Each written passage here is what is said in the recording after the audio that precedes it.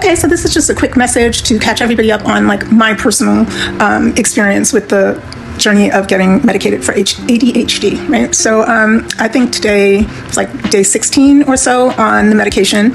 My doctor increased my dosage from 25 to 50 mg. Not because it wasn't working, but because generally you titrate up, right? And so every week, 2 weeks or so, if you're not having any adverse symptoms, you'll just go up a bit. So at the 2-week mark, we increased my dosage to 50, which puts it now at a therapeutic level. Between 50 and 80 is considered the normal therapeutic level. So how am I feeling? Vision is still good, right? Because that was the first change I noticed. My biggest concerns were my executive function, right? So my ability to start a task, stick with a task, brain fog, forgetfulness, that kind of stuff. Definitely starting tasks more easily, less overwhelm.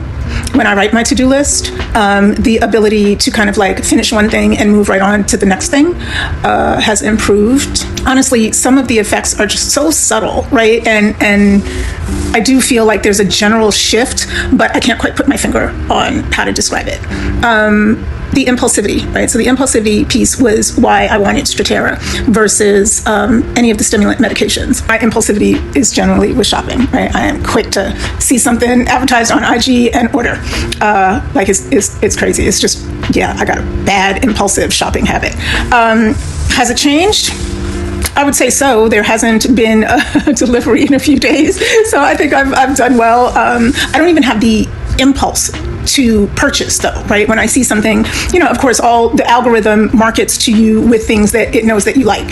And even though I'm being shown things that I like, I'm not clicking, I'm not purchasing. So that feels really good. I'm, interested in seeing how this changes now that my medication has gone up. Other than that, I think that that's the only changes I'm noticing so far with regards to the medication. I haven't had any adverse side effects.